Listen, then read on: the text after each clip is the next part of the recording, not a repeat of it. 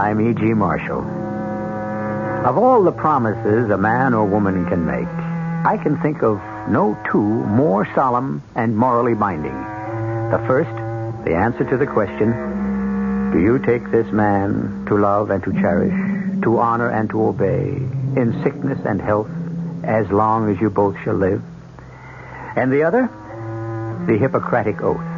This phrase in particular, whatsoever house I enter, there will I go for the benefit of the sick, refraining from all wrongdoing or corruption, and especially from any act of seduction. Our mystery drama, The Edge of the Scalpel, was written especially for the Mystery Theater by Ian Martin and stars Terry Keane and Gordon Gould. It is sponsored in part by Buick Motor Division and Anheuser-Busch Incorporated, brewers of Budweiser. I'll be back shortly with Act One. Somebody still cares about quality.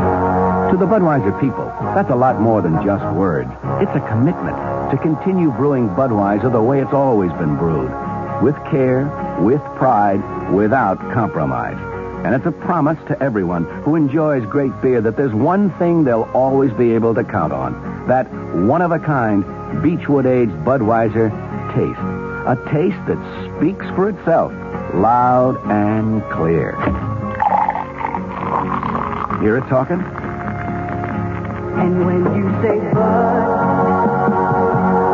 you say you care enough. You only want the king of beer. When you say Budweiser, you said it all. Anheuser-Busch, St. Louis. Hey, Mom, what's for dinner? Hey, Mom, what you got? ShopRite's answer to what's for dinner this week is center-cut beef rib steak, just $1.39 a pound. Fresh ground chuck, 89 cents a pound. Fresh Snow White mushrooms, only 89 cents a pound. For a quick and delicious meal, try Farmland and Craze, frozen assorted varieties, a 2-pound package for 89 cents. Save on Fleischmann's margarine, 1-pound package, only 59 cents.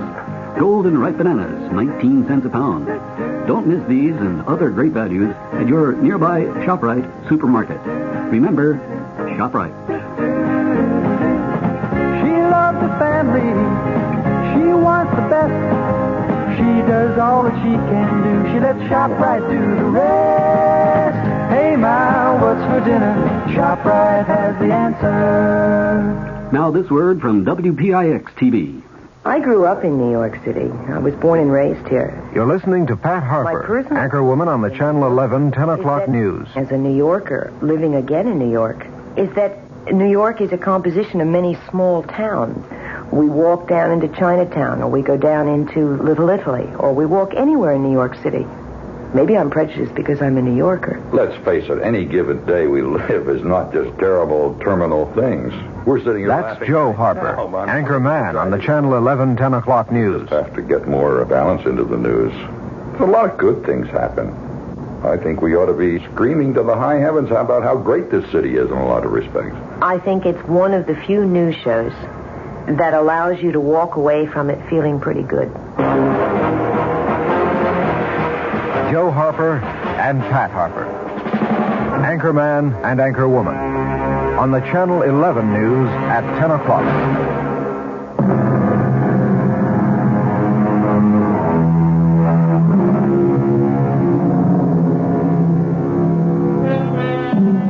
The Edge of the Scalpel. This is the story of a surgeon who walked it, who poised it above his deadly rival, literally holding the life of the man on the operating table in his hands.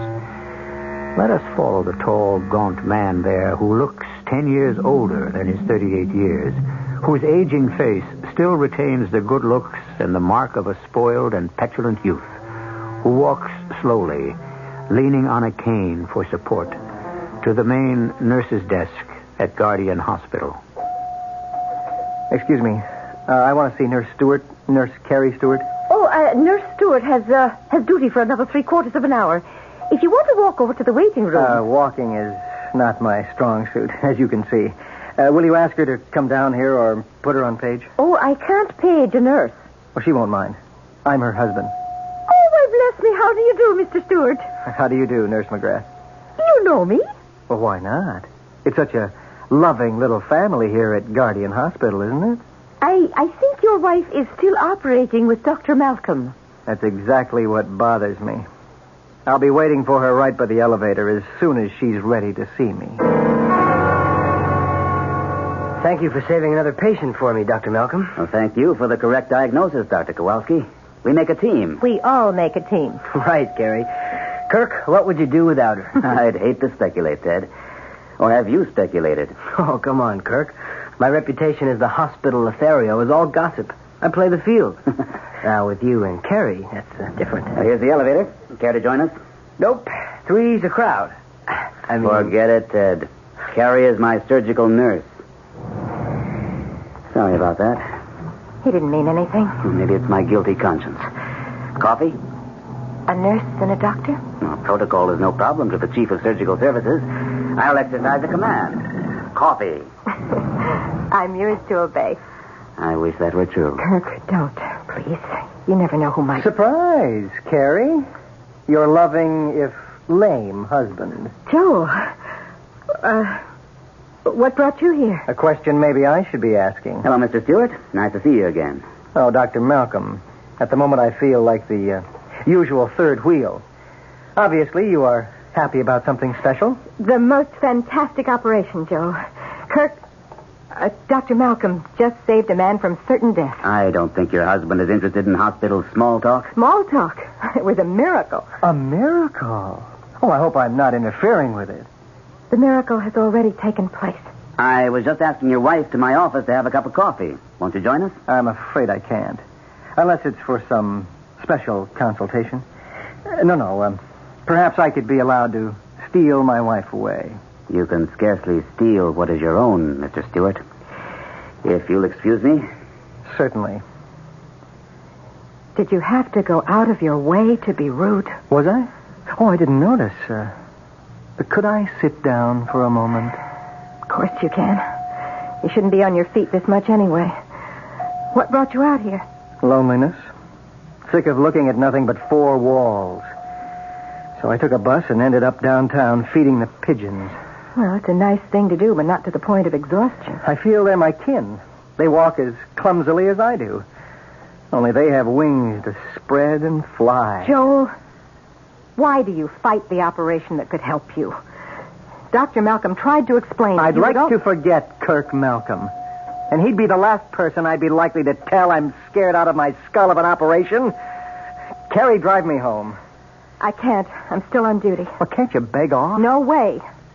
We're short-handed. Back in the same old circle. Everyone has a duty but me. You have one. Go back to work. You know there's always room in advertising for your talent. Joe, please, I should be back on the operating floor. Why did you come here? Not to spy on you, Carrie. Whatever you think. Just that my legs gave out. I couldn't face the bus ride home. Excuse me, Carrie, but OR just called down for you. Emergency. Oh, thanks, Mac. I'll be right up. Oh, I'm sorry to chuck it in your lap. Joe, here are the keys. You take the car. I'll take the bus. If only we could go back to where we started, Carrie. It was good, wasn't it? Yes, Joe, but... Look, I cannot talk now. I've got to go. A busy little breadwinner. But just hang on to one thought, lover. I'll never be satisfied with the crumbs.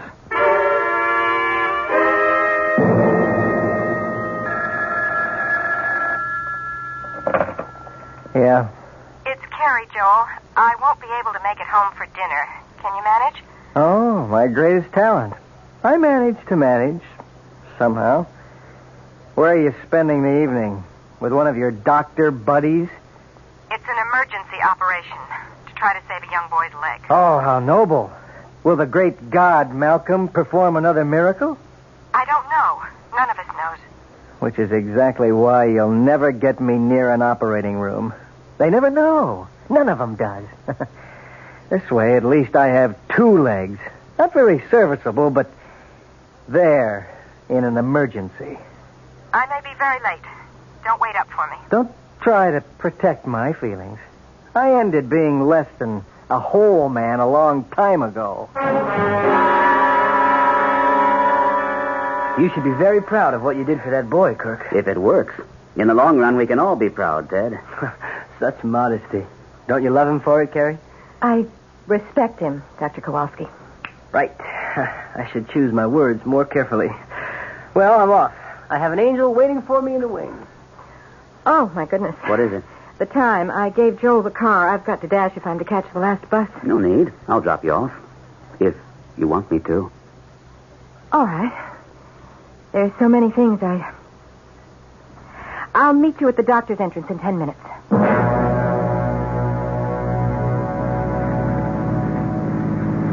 I thought inviting you to dinner might help you understand the way things are. You mean with Joel? What can you do with a man who refuses to take advantage of what surgery might do for him? Convince him that it can. He's scared, Kirk. He needs to find somebody he can place all his trust and faith in. I'm scarcely the man for that. Oh, you almost managed to convince him last night. Is that the only reason I was invited? You know it was. Oh, Carrie, darling. Kirk. I'll lay it right on the line, Carrie. He's afraid he wouldn't be able to hang on to you if you knew he didn't need you anymore. He has every right to hang on to me as long as he wants. Isn't that a little masochistic? I was driving the car when he first got hurt. That has nothing to do with his condition now. He has the Richer's syndrome, a deterioration of the lower aorta. I checked it out with Hallam. And who's to say that wasn't an aftermath of the back injury? But that... Anyway, there are other reasons, Kirk.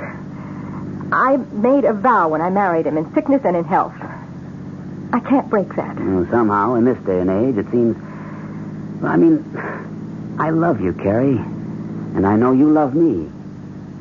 Yes, I do. But I guess, Kirk, I'm just, old-fashioned. Oh, I suppose the timing couldn't be more perfect. You're home. Thank you for delivering me right to my door. You're an important package. And the best-loved surgical nurse I've ever had. Professionally, we make a team. You were wonderful tonight. You are wonderful. Oh, how I wish... Carrie.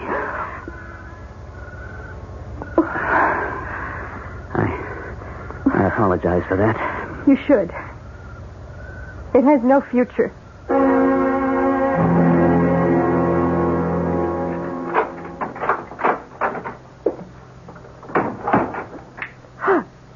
Joe. You startled me. I just thought I'd throw a little light on the subject. I gather it was a successful operation? It'll be a year before we know that for sure. Funny, I thought you'd already gotten far enough to predict results.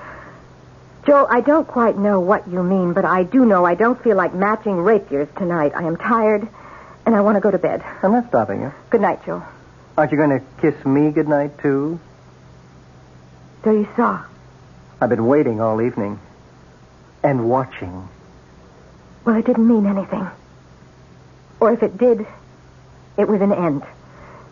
Not a beginning. Whatever you say, Carrie.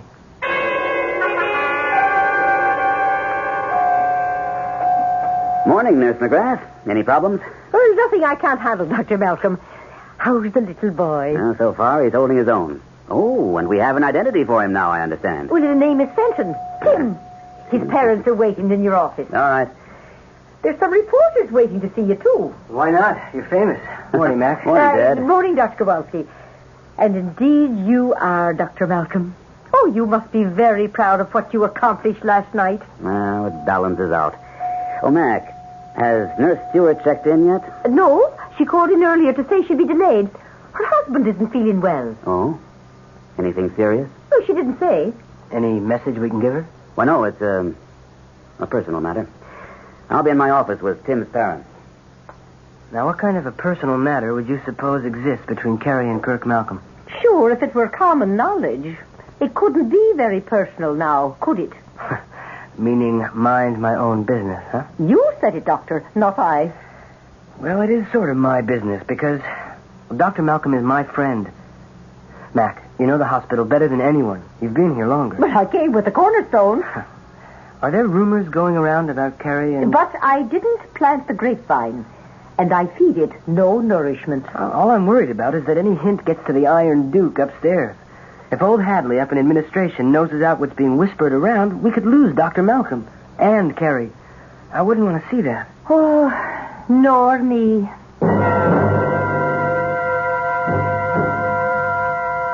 I stayed home because I'm your wife, Joe. Not by choice.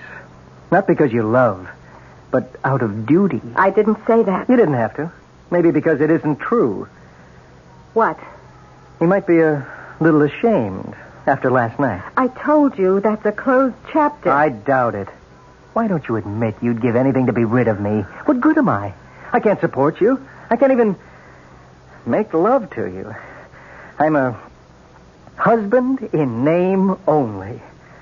If I had any guts, I'd walk out of your life. Only I'm not very good at walking either. That's something that could be fixed. How?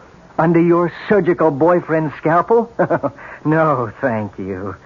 I wouldn't give him the chance to dispose of me so easily. That's a terrible thing to say. And a terrible thing that two of you are doing to me. I may be no damn good, but you're my wife. And that's what you're going to stay till... Joe? Oh, Joe, what is it? Pain. The pain. Joe. Again. Maybe you'll get your wish after all. But you hear this, Gary? You get me my own doctor, or I'll haunt you the rest of my life.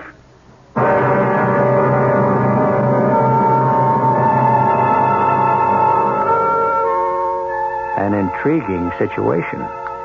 A woman struggling desperately to live up to her marriage vows, committed by her conscience to a man she does not love, and a surgeon in whose hands may be placed the life of this man.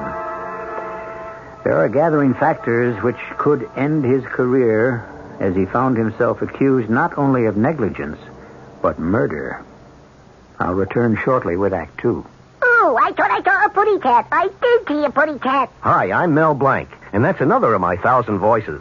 And that's why they asked me to tell you about lemon mint Listerine lozenges. Because when your throat is hot and dry from a cold, they make it feel cool and soothed. And Listerine's anesthetic medicine helps give fast, temporary relief from minor sore throat pain. Lemon mint Listerine lozenges. No matter how many voices you've got, you've only got one throat. So you get Listerine lozenges, folks. Use only as directed. Here's Ralph Flinger, better known as Mr. I Know Where They Are. Ralph, whatever became of Edwin Lowdy, the inventor of the bridge lamp? Oh, yes. Well, he's well up in his 90s now, but he still works every day taking chain-link fences apart. A listener would like to know whatever became of a young daredevil named Warner Bromley, who flew a Zeppelin upside down. Yes. He once tried to fly a Zeppelin upside down through the framework of the Eiffel Tower. What's he doing now? He inflates weather balloons for the government.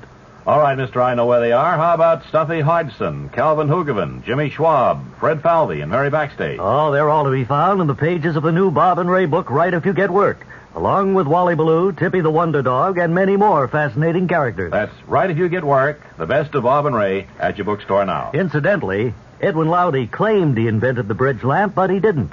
Well, he's in his 90s now. I don't see any point in reopening that controversy. In the Bahamas, we got an island here for you. 700 islands, we got an island here for you. Everyone is different, we got an island here for you. Whatever your pleasure, we got an island here for you. Welcome to the Bahamas, the country of 700 islands. I'm Captain Henry Pythram of Bahamas Air, the Bahamas' own airline, and I'd be pleased to show you our islands. I can fly you to colonial-style Nassau Paradise Island, or to swinging Freeport Bucaya, to Eleuthera, where the pineapples grow, or to Bimini, where the fishing is fantastic. Every one of our Bahama islands is a whole different experience. You choose your favorites, and I'll fly you there. Here in the Bahamas, we got an island here for you. 700 islands, we got an island here for you. Flights leave every day for the Bahamas, the country of 700 islands. Shouldn't you be on one of them? See your travel agent or call toll-free 800-327-0787. Bahamas Tourist Office.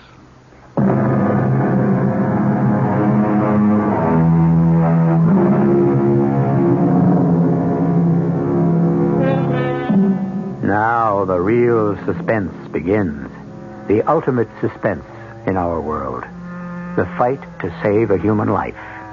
As the door to the emergency room opens, Carrie turns toward it, her face drawn and strained. A nurse and orderly wheel Joel out, now mercifully unconscious. Doctors Kirk and Kowalski follow. Orderly, take Mr. Stewart to room 416. Dr. Kowalski will be in charge for the moment. You want him prepped for surgery? Did you get through to Dr. Hallam? Yes, he sprained a wrist 2 days ago playing squash. He can't handle it. Who else do you want? I don't know anyone else, Hold the but... prep, Ted, till we settle on a surgeon. Make sure there's an OR available and a surgical team. Can do. But, Chief, I don't think You're keeping the patient waiting, Dr. Kowalski. Yes, sir. Let's go inside for a moment, nurse. Better sit down, Carrie. Been a rough morning for you. You don't know how rough. You'll never forgive me. I'll never forgive myself. Well, it's hardly your fault he had this attack. Isn't it? After last night? He saw us, you know. Oh. I'm sorry about that. Yes, so am I. I can't help thinking I'm responsible. Maybe we'd better stick to fact. Medical fact. Have there been any other acute attacks like this? No, just chronic leg cramps. Nothing like this. You can guess what it might be, can't you? A thrombosis? Probably. Or an aneurysm. An arteriogram would show that. Does it matter? Either means an operation. Yes, it's indicated. However, if it is a clot, he might pass it. But the trouble with the Lariche syndrome is how much it has narrowed the whole Y junction of the terminal aorta and the iliac arteries. It could cut off the blood supply to his legs? Mm-hmm. To keep him from losing them, we'd have to go in and put a shunt past the blocked area. That's what I tried to explain to him the other night. I wish you'd convinced him. So do I. Hasn't his own doctor ever recommended surgery? He's been trying to get him to let Dr. Hallam do it for the last 3 years. There are other effects from a Lariche syndrome. Well, to put it as simply as possible, doesn't he ever want a child? I don't know. Do you? Yes, but not... Oh, it's so many things. The way I was brought up, the accident with the car, everything Joel gave up for me. What did he give up for you? His mother wanted him to marry somebody else. She's a vindictive old woman. She cut him out of her will and refused to see him after we were married. He sounds well off without her. Well, that's just the trouble. He was very well off with her. I didn't know that when we were married, that most of his income was an allowance from her. He never dreamed she'd cut it off. But all of this doesn't matter. Joel's health comes before anything. Kirk, with Dr. Hallam out, I don't know who else to call in. He suggested Dr. Ross. No, he's too old for this. And there's nobody else here at the hospital but Dr. McNeil, and I think he's awfully young for this. He wouldn't want the responsibility. Nor would I allow him to take it as chief surgeon. So, will you operate? Well, let's see how it goes. If the situation is an emergency, and you can convince him to sign the waiver for me to operate, I'll perform it.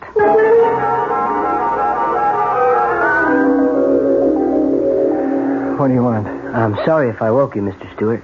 Every 2 seconds someone does. The worst is over. We've taken all the necessary tests. What's the verdict? I'll let Dr. Malcolm answer that.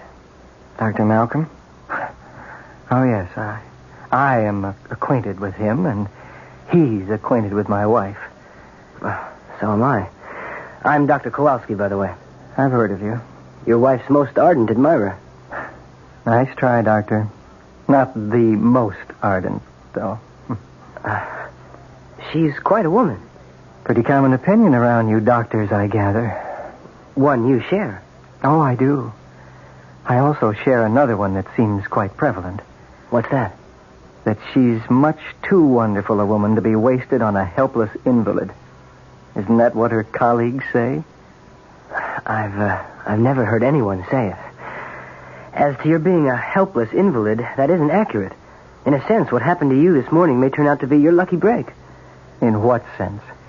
Well, you could have gone along for years with a chronic circulatory condition. Now that it's acute, something has to be done about it. An operation?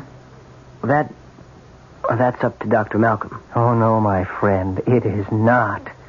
Only over my dead body. How's the patient, Dr. Kowalski? Just fair, Dr. Malcolm. Forgive me, Carrie. That's all right. I want to know. Okay, this is right to the roots. There's advanced claudication in the lower extremities. I'd say immediate operative procedure is indicated. Does my husband agree? I didn't tell him directly. I said that was up to the surgeon. Well, then let's settle it right now. Why don't you have a talk with him first, Carrie? All right. But you do feel it's an emergency, Dr. Kowalski? I know damn well it is. Then I'll prepare him. Thanks. Who is going to operate, sir? I am. If Mr. Stewart agrees, Mrs. Stewart has asked me to. Oh. Well, he's in pretty poor general health. He might not come through. I know. But if he isn't operated on, he could lose one or both of his legs. Or his life. Look, why stick your neck out? A surgeon sticks his neck out every time he takes that knife in hand. I'm the only surgeon in this hospital, or presently available, that's best suited for the job. Anything else you want to say, Dr. Kowalski? No, sir. Except, good luck.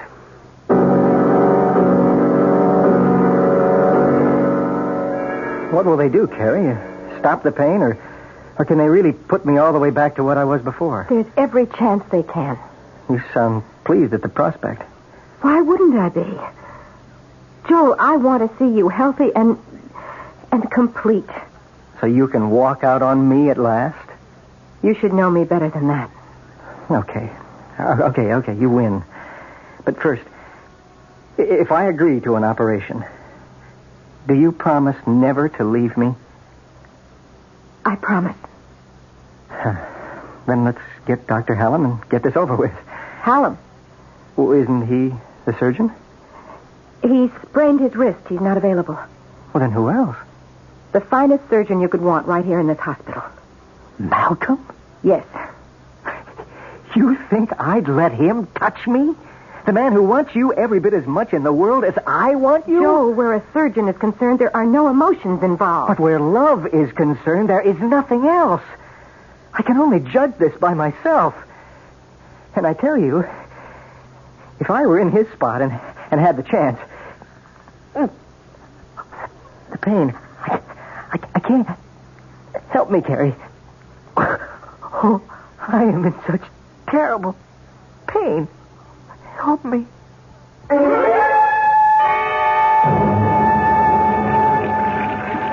Dr. Malcolm, you sure we should go through with this? You're the internist. You know that it's crucial. And the time is the main criterion. Well, suppose you lose him. Why should I?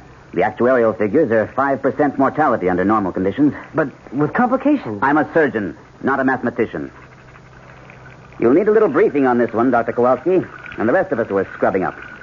It's an unusual operation, so we will put it on closed-circuit TV. I don't think I have to go into any details here. We'll wait for the operating theater.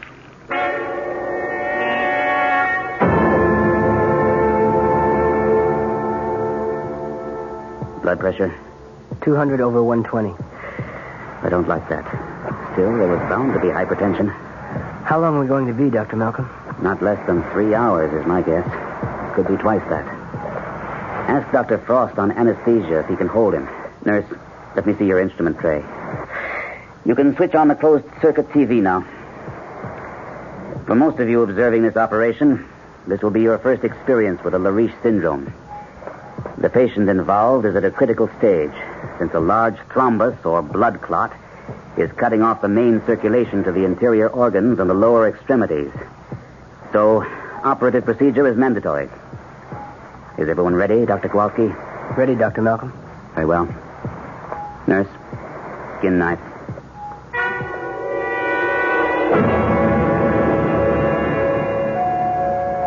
Nurse, I am Mrs. Choate Stewart. My son is being You? Hello, Mother Stewart.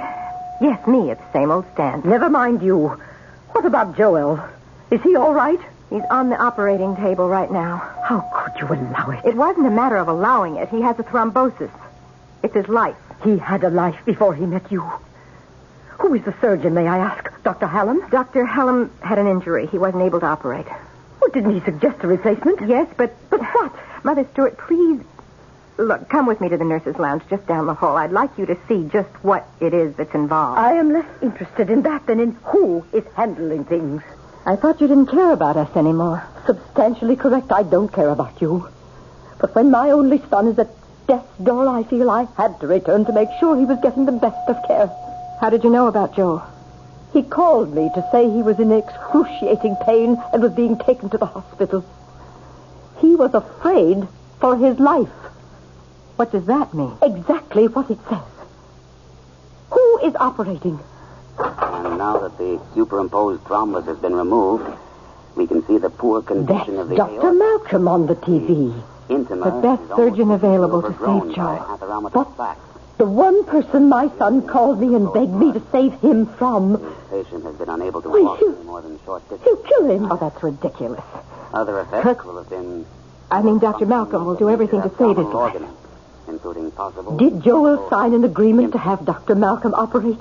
To return the patient No, to normal but- life Who did? will not be enough to close I did.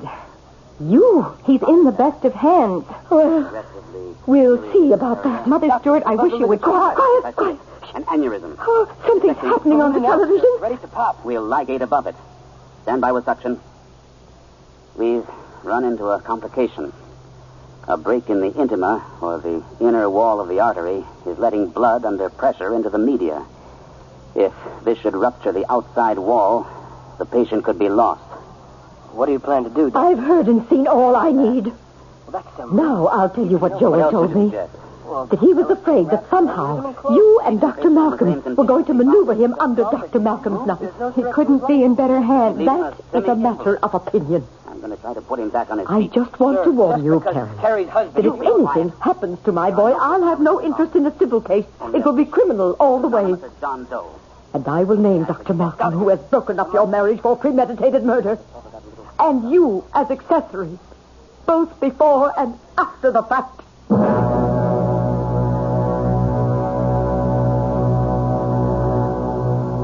In the operating theater, the drama of life and death is played out according to established rules. Or is it? And watching the drama, two women are as completely involved as if the instruments were in their hands. I'll return shortly with Act 3. Isn't it nice to know you're free? To see the things you want to see. To touch the heights you dare to reach. To know you're all that you can be. In the Free Spirit Department, Buick's midsize 1976 Century has a lot going for it. Efficient size, lots of room, neat things like that. But Century offers bonuses. It's a Buick, remember, which says one heck of a lot about how nicely it takes care of you. And Century does something for the sake of efficiency that no other American midsize car does. It comes with a V6 engine, and a Buick V6 at that. Century, the spirit will move you. Free spirit, you've gone the ways of the wind. How it's gonna be your spirit's free. We're all a little leery of the dark. That's why some lonely night, you'll be glad you bought a Delco battery. A Delco quality battery with instant starting power. Delco batteries. Some lonely night, you'll be glad you bought one. Enter the AC Delco Energizer Sweepstakes. Win a Holland America cruise for two at Wasco Auto Supply, 139 Nassau Avenue at McGinnis Boulevard in Greenpoint. How long has it been since your car had a tune-up? If it's been too long, it could cost you money. Money for gas now, money for expensive repairs later. Save yourself some money with a tune-up at your Long Island Oldsmobile dealer, the dealer who handles quality AC Delco parts and is known all over the island for service reliability. Drive in soon to your Long Island Oldsmobile network dealer for a tune-up with AC spark plugs and Delco points and condensers. Your Lion dealer in Freeport is Addy Oldsmobile, and in Great Neck, it's Belgrave Motors. The scene is a commercial bank in New York State. A trust officer is listening to his client explain that he no longer wants to manage his money himself. Well, you understand, I've managed my money myself over 30 years. Like doing it. But now, well, we'll be traveling a lot. I can't be worrying about dividends on the golf course. Is there some way... There's a trust. Oh, not part of a will. Well, I've already arranged. No, not part of a will. A living trust or an investment management program. I see. You don't mean one of those in trust for joint savings accounts, do you? I believe in investing. Oh, no. Our investment people manage your money as you would manage it yourself. Take care of all the day-to-day details. And you'll probably find the fee is tax deductible. Well, if I'd known that a couple of years back... Well, now you know. Ask to see a trust officer next time you're in your local commercial bank to help protect your family's future. A message from the Trust Division of the New York State Bankers Association.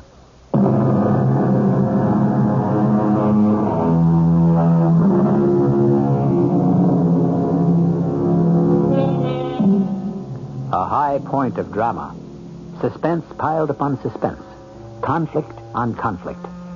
Watching on closed-circuit TV are the wife of the patient, whose life rests in the hands of the surgeon, and with her, the patient's mother, to whose biased, bitter, horrified mind her son appears to be helpless. I want it stopped. You can't do that. This is Joel's chance to become a whole man again. Or a dead one. I want it stopped. There is no way we can now. Now be quiet and listen. After consultation, we have decided to continue with the operation. The object now is to bypass the degenerated arteries by means of artificial ones. I am aware that there is some risk to the patient. He admits it? But as surgeon, I assume that risk as justified in the overall picture. If you kill him, I'll make you pay. Scalpel. I am now making the incisions in the wall of the aorta to receive the plastic ducts that will bypass the degenerative condition observed earlier. A condition which, of course, we cannot repair. I'll make you both pay. You mark my words. Anesthesiologist reports he's throwing premature beats, Dr. Malcolm. I'm almost finished. He's on the edge of cardiac arrest. Then let's hope he doesn't go over it. I need 5 more minutes.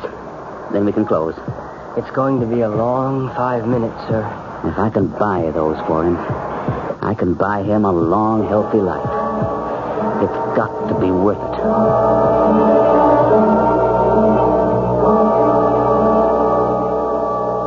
How much longer do I have to wait here till someone tells me whether my son is alive or not? Mother Stewart, you know he's alive. You saw on the monitor and heard the end of the operation. He looked more dead than alive after all that.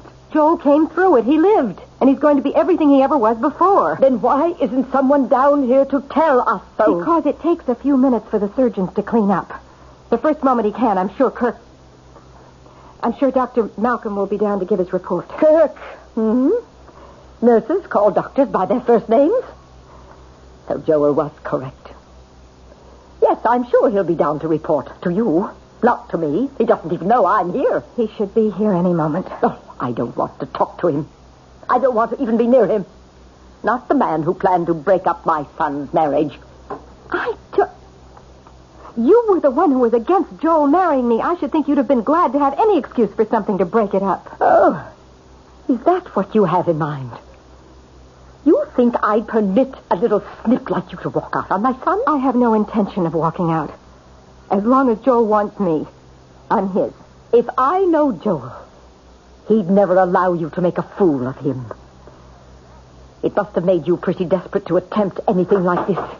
Sorry I took so long. I'd have phoned, but I thought you'd rather hear the news in person. I'd like to hear it, too. I happen to be his mother. This is Dr. Kowalski. Since I have been sitting here for hours watching him on that TV screen, I'm quite aware of that. And of other things. You were against the latter half of this operation, Dr. Kowalski, or whatever the name is, correct? Against? Mother Stewart, Dr. Kowalski was only expressing an opinion as an internist when he was asked. I don't recall his being asked. Am I to understand my son is still alive? Of course. He came through very well. There's every hope for him. Every hope for what? I don't quite understand. His life? Naturally. And beyond that? It's not up to me to make predictions, especially till he comes out from under the anesthetic. And who's in charge of that? Dr. Malcolm. He's in the recovery room with a battery of nurses and doctors. I want to see Joel. Oh, well, that wouldn't do any good for several hours yet. Either to you or to him. Very well. I shall wait here. I want to be the first to see him. By hospital procedure, it would be his wife. His wife and I can straighten that out between us. I just want to be sure I am notified at the first moment.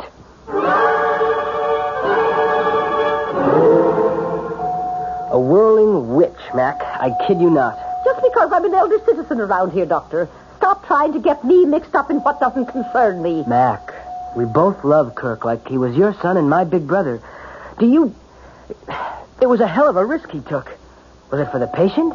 For Kerry? Or for himself? Well, what do you mean, himself? If Joel Stewart had no physical problems and doesn't need nursing care, wouldn't that leave Kerry free to make a choice which she's never been able to make? Since there's not a damn thing you can do about it. Mind your own business. Welcome back, Mr. Stewart. I got through it, Doctor. You have a remarkable will to live. I told my wife I wanted to die. Your conscious wish, perhaps. Your unconscious was much stronger. And, what was your wish, Doctor? To keep you alive. It's my practice, when I can. Even when you're in love with the patient's wife? I won't answer that. Would you like to seek your wife? I suppose so. I'll bring her in. Oh, Dr. Malcolm? Yes? I suppose I should thank you. It's not necessary. I really shouldn't. You'd have done all three of us a favor if you'd made sure I didn't survive.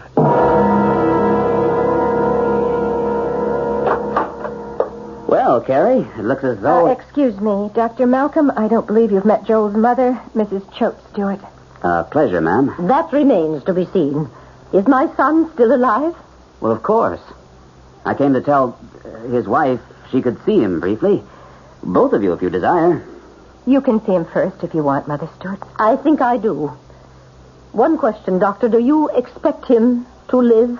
I haven't a doubt, barring unforeseen complications. And will he be his old self? If you mean physically, I confidently expect, with therapy and proper care, in 3 months he'll be as active and healthy as all of us. I want to see him. All right. Nurse, take Mrs. Stewart to the recovery room. Shall we go along? No. Give Mother Stewart a little time with him alone first. Very well. Shall I accompany you? I would prefer to see him alone. As you wish. If you'll just go with the nurse. Quite an old battle axe. Well, that's about the politest name I can think of for her.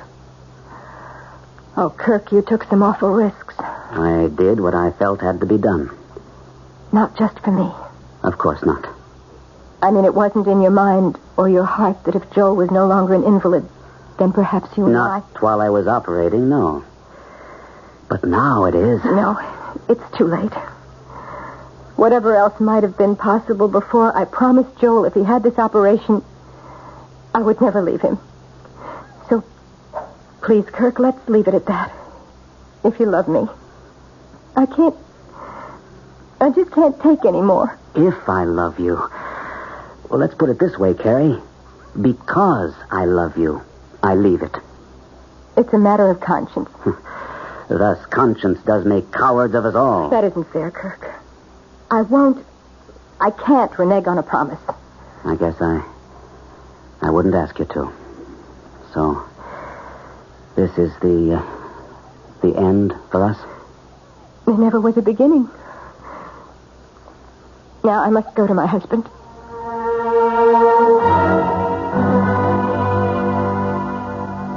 Please don't pretend, Carrie. I'm not pretending. You can hardly wait to start nursing me again, Does that mean I still have a wife? Yes. For better or worse, in sickness and in health? For always? Would you promise? I promise. You had your chance, Carrie, you and your surgeon. You should have lost me. What did you save me for?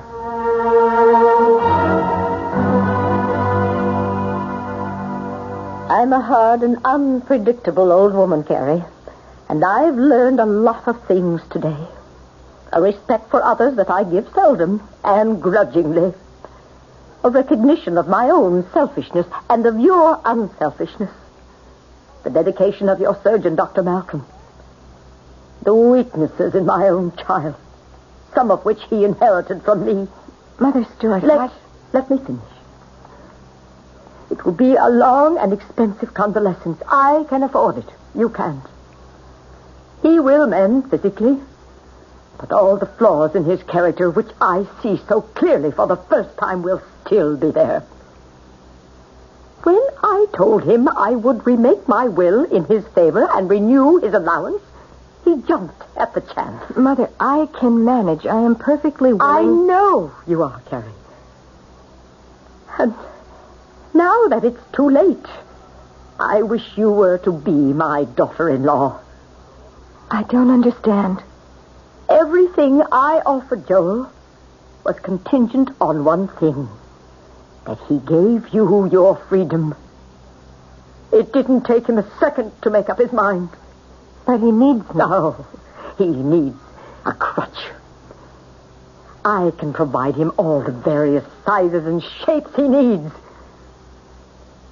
You and your Kirk put my Joel back on his feet. Now let me do the same for you.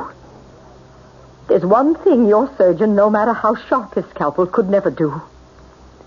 Cut the umbilical cord. I've set you free from Joel. How can you answer for him? It's all been discussed. I can answer. And what about me?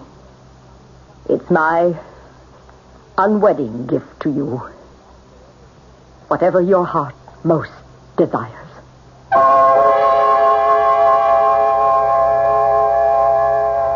It was a quiet wedding 6 months later for Dr. Kirk Malcolm and the former Mrs. Joel Stewart. Ted Kowalski was best man, and everyone else who had attended the operation was there, except for the patient himself. He was traveling in Europe with his mother. A Gordian knot had been untied by the ancient method of cutting through it. But whose scalpel was sharper, the surgeon or that vitriolic old lady who had strength enough to admit her mistakes? I'll be back shortly. I want that sinus medicine. Headache tablet? No, the sinus medicine that relieves headache and congestion, internal sinus pressure, and postnasal drip. You mean Sign-Off? Exactly. Compare Sign-Off tablets with anything you've ever taken for sinus. No sinus tablet you can buy relieves more symptoms. Sign-Off gives you a full dose of pure aspirin plus a powerful sinus drainer. Sign-Off works fast to help sinus pain while you drain. Signeoff. Sign-Off, the sinus medicines in the bright red box. Take when needed, only as directed.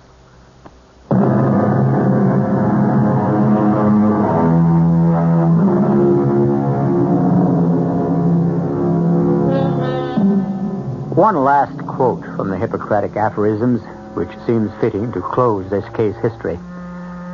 Life is short and art is long. The crisis is fleeting. Experiment risky. Decision difficult. Not only must the physician be ready to do his duty, but the patient, the attendants, and external circumstances must contribute to the cure. Our cast included Terry Keane, Gordon Gould, Don Scardino, Robert Caliban, and Joan Shea. The entire production was under the direction of Hyman Brown. Radio Mystery Theater was sponsored in part by Listerine lozenges and Sign-Off, the sinus medicines. This is E.G. Marshall inviting you to return to our Mystery Theater for another adventure in the macabre. Until next time, pleasant dreams.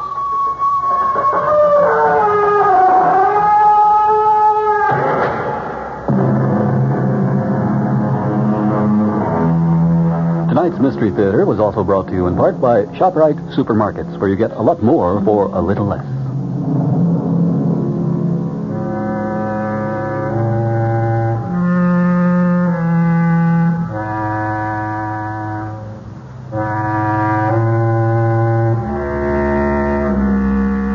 The preceding program was furnished by CBS Radio. Your dial is set for 15 minutes of late news with John Scott reporting. This is Barry Farber. Join us immediately following the 8 o'clock news right here over WOR New York, the talk of New York. Mayor Beam argues for the city at the National Press Club in Washington. Governor Carey now calling for state aid. Police investigating the death of a 16-year-old in Nassau County Hospital. It's 64 degrees in partly cloudy mid-Manhattan. The man says clear tonight with a low in the middle 50s, sunny tomorrow with a high near 70. This is John Scott with the 8 o'clock edition of the news. Mayor Abraham Beam went to Washington today, and he told a National Press Club audience that President Ford has offered a cop-out, not a cure, for the city's fiscal ills. The mayor added he wants federal guarantees for future loans, not tax dollars. Beam said New York is not asking the federal government or the public for 1 cent. On the other hand, default will cost America billions. The mayor also touched on the political implications of the president's position. A look at the record of public discussion on this issue shows that the great weight of expert opinion is opposed to the administration's casual analysis of the local, national, and even international impact of a New York City default. The president's assertion that major New York banks would be the prime beneficiaries of federal action to avert a default comes somewhat as a surprise, since Federal Reserve Board Chairman Arthur Burns has already indicated that the federal government would act to help banks threatened in the event of a city default. The administration's concern seems to begin and end with the banks and with the credit markets. However, default, like all other economic disasters, will most affect the innocent, the powerless, and the least resilient members of our society. Governor Carey asked the federal government today for a $576 million loan. The governor says the money is needed to head off default by 4 state agencies that are handling $2.5 billion in construction projects. In a letter to President Ford, Carey said the Housing Finance Agency, Medical Care Facilities Financing Agency, Dormitory Authority, and Environmental Facilities Corporation face imminent default. The reason, Carey said, is because the investment community has been scared off loans to governmental agencies since the president's recent speech calling for bankruptcy by the city of New York. In yesterday's election, New York City voters approved 6 charter amendments that mandate a balanced budget and other fiscal and government reforms. And State Senator Roy Goodman, the Republican who heads the commission that developed the charter amendments, said this vote ought to be an encouraging sign to the nation that New York is ready to put its house in order. 4 other proposed amendments to the city charter were voted down. Triumphant opponents of the proposed Equal Rights Amendment to the state constitution, defeated in yesterday's election, have already launched a drive to get the legislature to rescind its earlier approval of a similar proposed amendment to the U.S. Constitution.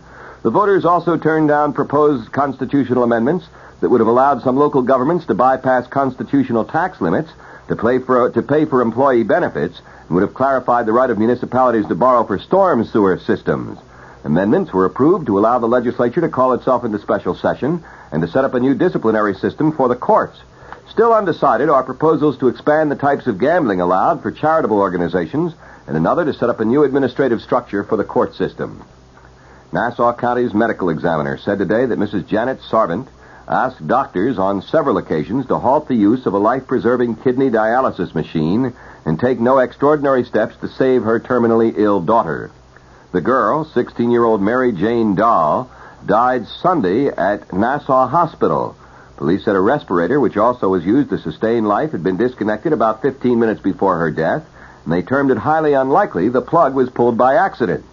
Mary Jane was admitted to the hospital a week earlier for treatment of meningitis, complicated by Hodgkin's disease and uremia.